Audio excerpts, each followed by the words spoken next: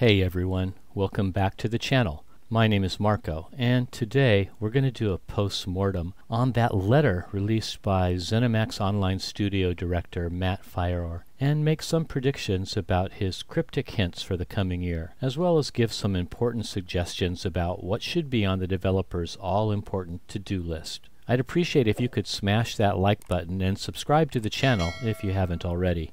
It really does help out. Okay, let's start out saying something positive. The new sacred hourglass of Alkosh that can stop or change time in all of our player houses is really one of the best additions in years. It's something us housing folks have wanted for a long time, and it works perfectly and it looks great. So bravo team, that was a win. Matt wrote that the news for 2023 is based in significant part on player feedback. Of course, that can mean a lot of different things depending on which players ZOS is listening to. For instance, I wasn't important enough to get the fancy blacklight letter from Laramil the Wise, even though I've had more than 3 million impressions on my ESO content videos, and they've been watched for more than 20,000 hours. But that's okay, Gina, no problem. Anyway, the special letter hints that the Daedric prince Hermaeus Mora, or Goldeneye, the keeper of forbidden knowledge, and his black books are taking center stage in 2023. Well, that only means one thing to me. Spellcrafting has finally made it into ESO. Based on the cadence laid out for this year, Q1 has a typical dungeon DLC, so nothing groundbreaking there. So right now, I was thinking I could Laurels for spring. Groundbreaking. They are introducing Beauty Blossoms, the new morphing event collectible, and that will be called the Passion Dancer Blossom Pet. It's an odd flower thing that follows you around, and to me is certainly a step down from the very cool Soulfire Dragon Illusion pet that we had last year. We'll combine this flower follower with other fragments to create the Passion's Muse personality, which appears to bring a harp-carrying, arty slant to our characters, and sorry, I'm really not interested. The 3 fragments needed for the pet are lily petals, a silver flute, and sheet music. Now I think this is a hint to a new class of character they're bringing us in Q4. That's right, friends. I'm guessing we're getting a Bard class in the last 3 months of 2023. Now let's see if my prediction holds true. I definitely feel like we're getting a new class this year, and Bard is my best guess. Now January's event is titled Season of the Dragon, so that harkens back to previous themes. We'll find out a lot more about all this on January 25th at the Developer Direct and Global Reveal live streams. And this year, we won't have to watch Rich pretending to be excited about a card game. Into playing right away. And then as you explore the world, you complete the quests, you will start to unlock and find new patron decks that add to your cards. You will also Now going into Q2, we get a full chapter. I'm excited for this. It sounds fun. It's a story that we can complete in one delicious sitting. It will also contain, and I quote, one of the most requested new features. Now my guess, as I've said, for this new feature is spellcrafting, which I would dearly love, but will probably cause a huge amount of balancing issues, which they'll continue to tinker with for years and years to come. Anyway, I'm keeping my fingers crossed for spellcrafting. If it isn't that, it might be a difficulty option for existing zones. Veteran players have been requesting that for a while. But it has to come with amazing rewards or no one's going to bother.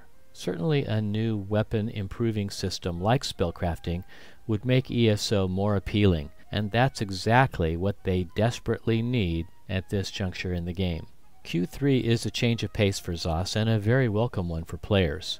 The devs are going to focus all of their might and attention on quality of life improvements and bug fixes. Well, stop the presses.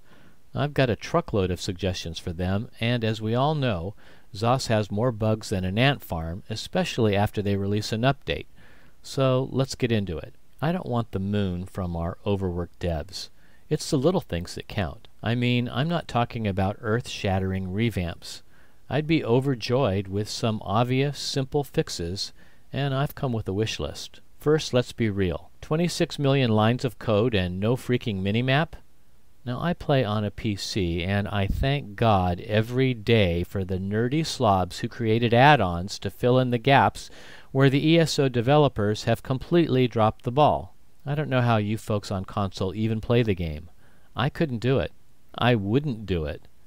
And honestly, if the ZeniMax boys had a lick of sense, the first thing they'd do is head over to Minion and abscond with the code for every worthwhile add-on to their game. I'm talking Lazy Rit Crafter, Beam Me Up, the Minimap, Inventory Insight, for the love of Christ, and so much of the work has just already been done for them. You just need to integrate it into the base game so console players can experience the game without tearing their hair out by the roots. Now I'm sure there will be a lot of sweaty videos about how broken PvP was, is, and forever shall remain.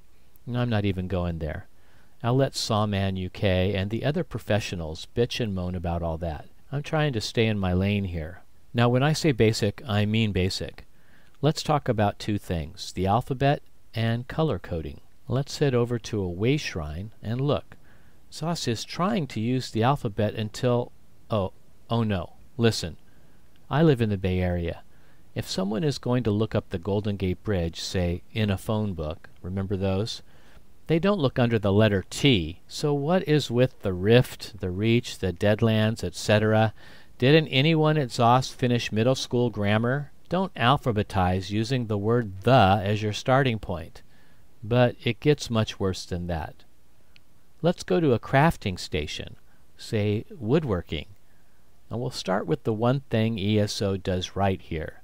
Materials are placed by level, which, lo and behold, is logical and actually makes sense in the game. And then the wheels come off. Now some of these suggestions may seem a bit petty, but it really is about making the Elder Scrolls Online more player-friendly, which in so many ways it is not. Okay, so let's look at style. Here we need a stone and a type, Dark Elf, Nord, Coryndium, Argonian, Flint, High Elf, Adamant, Wood Elf, Bone. I mean, this is not in any type of alphabetical order. It's not by race, and it's not even by the type of style stone.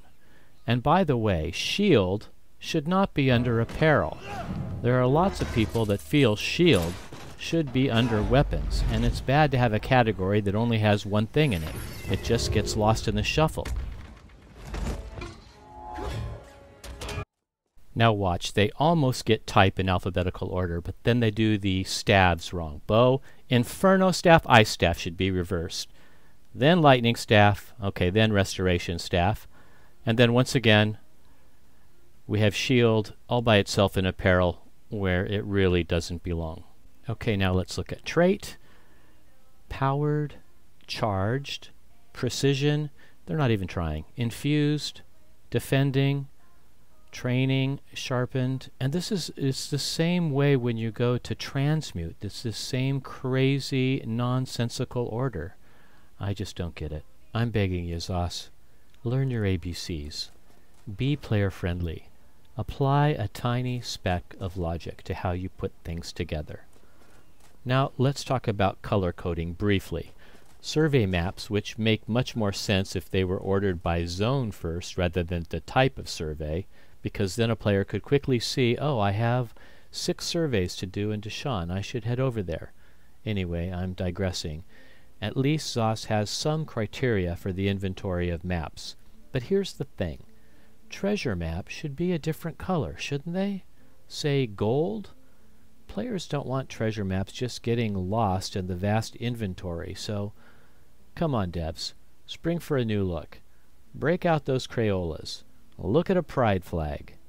Now the same holds true in the card game Tales of Tribute, and don't even get me started on how badly that's designed from a strategy and a game theory standpoint, considering the Sorcerer King deck is completely overpowered. The artwork is boring, the animation, which they've slowly been adding to, is somewhat less than dramatic, but 2 decks out of the 9 are nearly the same shade of burnt umber, the St. Pellin's deck and Rajing the Purring Liar. It's like ZOS has a vendetta against the mildly colorblind. Show some diversity, guys.